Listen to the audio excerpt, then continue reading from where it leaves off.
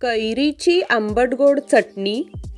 त्यासाठीचं साहित्य आहे 1 टेबलस्पून कैरीच्या फोडी, 1 टेबलस्पून गूळ, अर्धा टेबलस्पून तिखट, पाव टीस्पून जिरे आणि मीठ चवीनुसार.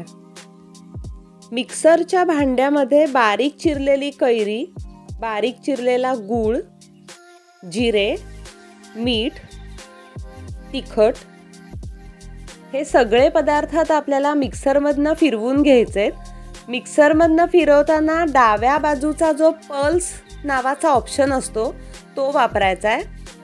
साधारणपणे 5-5 सेकंदांसाठी 2 वेळा आपल्याला हा ऑप्शन वापरायचा आहे. फार जास्त बारीक वाटायची नाही चटणी,